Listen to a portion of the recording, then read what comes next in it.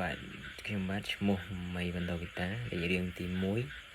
thằng nào có ấy ta có bạn xung trong điểm solo group bạn nhưng mà một cái bỏ slide nếu can dòng pi tè pizza bạn chẳng pizza tè pizza cứ chia cao bên đầm lầy mà biệt sắc non cá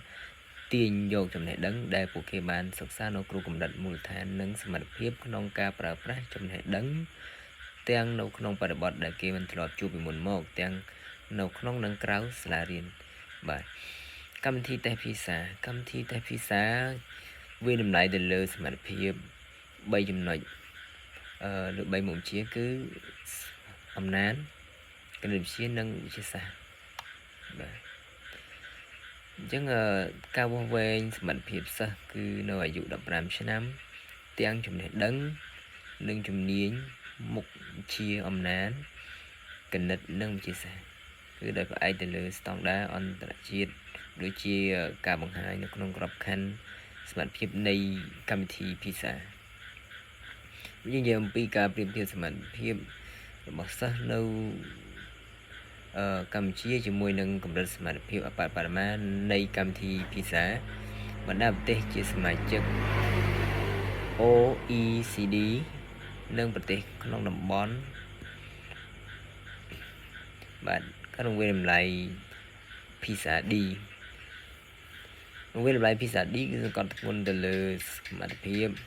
là bỏ sắc không ca là bọn chim này đăng nâng chim nia như là bỏ luôn không chỉ vật chạy đây chứngสมรรถភាពក្នុងការវិភាគដល់តល័យកនិងប្រស្រ័យតកតងប្រកបដោយប្រសិទ្ធភាពដោយពួកគេត្រូវកំណត់បកស្រាយនិងដោះស្រាយបញ្ហាក្នុងស្ថានភាពផ្សេងៗនិយមន័យនៃពាក្យមានដូចតទៅមានអក្ខរកម្មអំណានជាអក្ខរកម្មអំណានគឺជាសមត្ថភាពយល់ប្រើប្រាស់ពិចារណាលើអត្ថបទសរសេរដើម្បីសម្រេចបានគោលដៅអំពត់ចំណេះដឹងនិងសក្តានុពលរបស់ខ្លួនព្រមទាំងដើម្បីចូលរួមក្នុងសង្គមអក្ខរកម្មគណិតវិទ្យាគឺជាសមត្ថភាពទាញជារូបមន្តប្រើប្រាស់និងបកស្រាយគណិតវិទ្យាដោយប្រើប្រាស់ទស្សនទាននិងឧបករណ៍ដើម្បីពណ៌នាបញ្យលអំពីការព្យាករណ៍ពីបាតុភូតចេះធ្វើការវិនិច្ឆ័យត្រឹមត្រូវនិងធ្វើការសម្រេចចិត្តជាពលរដ្ឋដែលមានការត្រេះរិះពិចារណា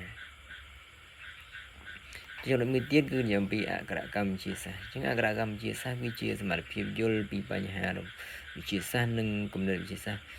ជាពលរដ្ឋដែលមានការត្រេះរិះពិចារណានិងអាចយល់ពីវិទ្យាសាស្ត្រនិងបច្ចេកវិទ្យានិងមានសមត្ថភាពនៅក្នុងការបញ្យល់ពីបាតុភូតវិទ្យាសាស្ត្រ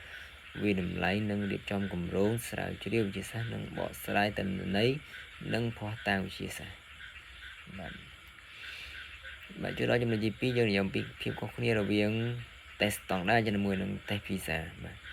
test ស្តង់ដារជាប្រភេទ test មួយដែលកូនសិស្សមួយចំនួនត្រូវប្រឡងដើម្បីប្រៀបធៀបជាមួយនឹងក្រុមដទៃទៀតដែលប្រឡង test ដូចគ្នាតែស្តង់ដារមានអត្ថន័យដូចមួយទៀតផ្សេងទៀតដែលលើសពីការធ្វើតេស្តដូចគ្នាសម្រាប់ភាគីដែលពាក់ព័ន្ធគ្នាគ្រប់គ្នាណាតែស្តង់ដារត្រូវបានរៀបចំឡើងយោងតាមស្តង់ដារកម្មវិធីសិក្សានៃសាលានិងស្តង់ដាររដ្ឋជាលក្ខណៈមួយបាទតែស្តង់ដារគឺតែងតែត្រូវបានគេអនុវត្តជាញឹកញាប់ក្នុងទីតាំងដែលគេបានអាចដាក់អ្នកប្រឡងច្រើនដូចជាក្នុងបន្ទប់កុំព្យូទ័រសាលប្រជុំឬមជ្ឈមណ្ឌលប្រឡងតែស្តង់ដារវាស់វែងបំណិន3ធំរួមមានអំណានបែបត្រេះពិចារណាគណិតនិងការសរសេរ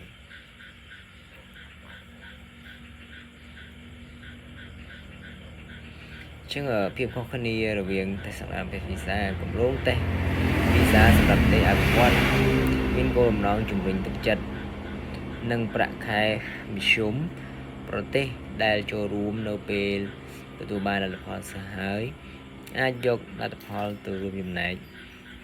គោលដៅទី4នៃគោលដៅអភិវឌ្ឍប្រកបដោយចីរភាពនិងសមភាពនៃការសិក្សារបស់កុមារក្មេងជំទង់មនុស្សធំទេពភាសាសម្រាប់សាលារៀនផ្ដល់ការបានស្មានកម្រិតសាលារៀនអំពីការអនុវត្តរបស់សិស្សនិងព័ត៌មានពីការបរិយាយអំពីបរិយាកាសសិក្សានិងអត្តចរិតឬអិរិយាបថរបស់សិស្សទទួលបានពីកម្លាំងសំណួរ80% សំណួរបែបទូទៅជាមួយនឹង20% សំណួរបែបពិសេសបាទអញ្ចឹងពាក្យដែលភាសាគឺកើតឡើងមកពីពាក្យថា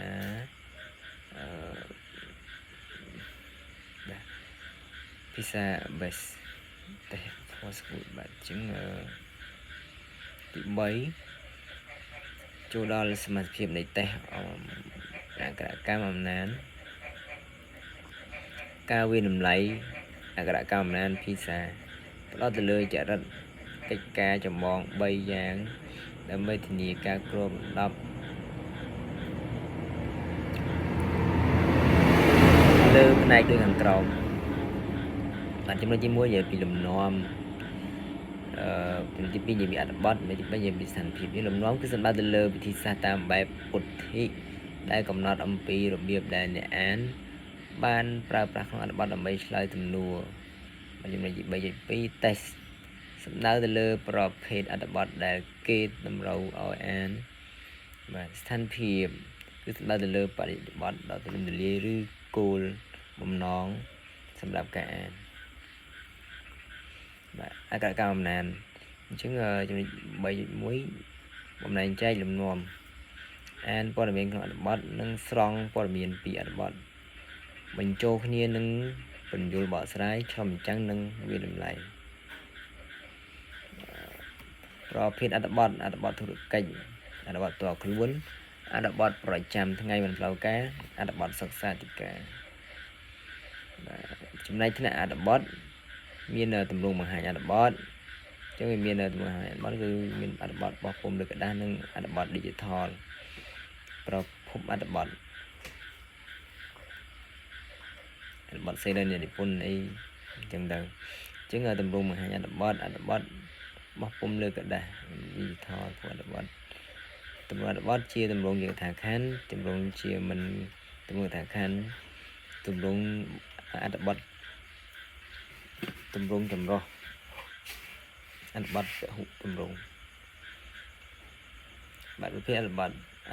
បែបពណ៌នានិទាននិងបញ្ចុះបញ្ចូលពីភាសាណែនាំនិងឃោសនាបំណែងចែក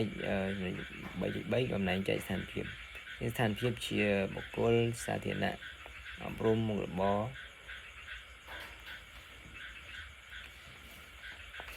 បាទឥឡូវយើងនិយាយពីអក្ខរកម្មគណិតវិទ្យាចំណុច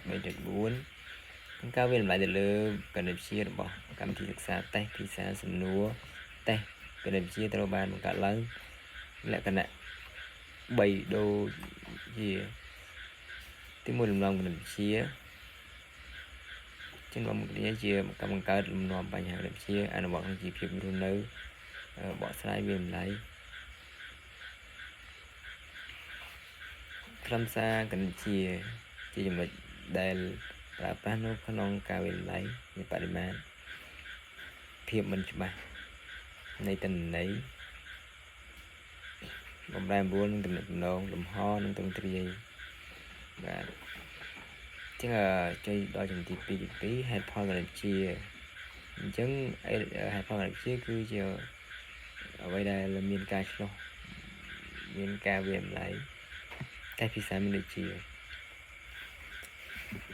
បាទមានអនុមានរួមនិងអនុមានញែកការវាតម្លៃស្ថានភាពការទាញសេចក្តីសន្និដ្ឋានការកសាងព័ត៌មានដំណោះស្រាយចំណេះក្នុងការទទួលយកដំណោះស្រាយនៅក្នុងការអនុវត្តជីវិតពិតបរិបទជាស្ថានភាពដែលសំណួរតេស្តស្ថិតនៅជាលក្ខណៈជាបុគ្គលសង្គមមុខរបរវិទ្យាសាស្ត្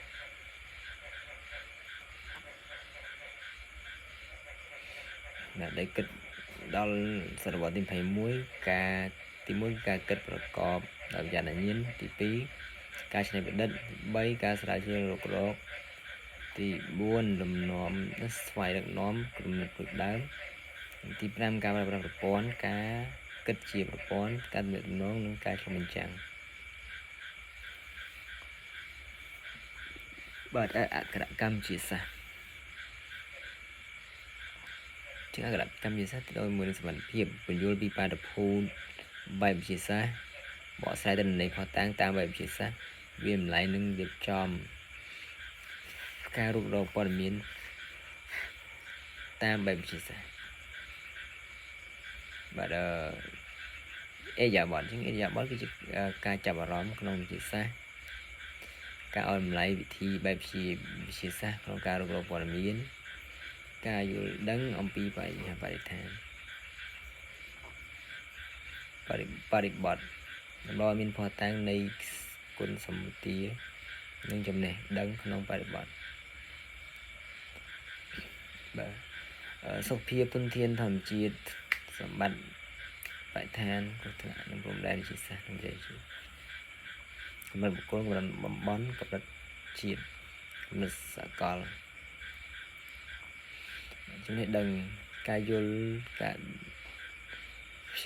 ដឹងពីការវិភាគពិតបញ្ញត្តិនៃនិងទ្រឹស្ដីសំខាន់ដែលមានទម្រង់ជាមួយមូលដ្ឋានដើម្បីគ្រឹះចំណេះដឹងវិទ្យាសាស្ត្រចំណេះដឹងនៃពីការរបៀបនៃការធ្វើអ្វីមួយចំណេះដឹងវិទ្យាសាស្ត្រចម្រុះនឹងការអនុវត្តដែលត្រូវបានយកមកប្រើប្រាស់ដើម្បីចំណេះដឹងបែបវិទ្យាសាស្ត្រនិងដំណើរការស្តង់ដារចំណេះដឹងជាការយល់ពីភាពពិតបញ្ញត្តិនិងទ្រឹស្ដីសំខាន់ដែលទម្រង់មានមូលដ្ឋានគឺចំណេះដឹងនៃវិទ្យាសាស្ត្រចំណេះដឹងតាក់ទងនឹងទ្រឹស្ដីចំណេះដឹងនៃជំនឿរបស់មនុស្សក្នុងវិទ្យាសាស្ត្រត្រូវបានបកស្រាយដោយផ្អែកលើការយល់ទូនីតិនៃការអនុវត្តបែបវិទ្យាសាស្ត្រការប្រាប់ការបកស្រាយហេតុផលនិងអត្ថន័យនៃពាក្យគន្លឹះដូចជាទ្រឹស្ដីសវនកម្មនិងការអង្កេតសូមអរគុណការនិយាយអំពីតើតើជាមួយនឹងថៃភាសារបស់ខ្ញុំសូមចាប់នេះ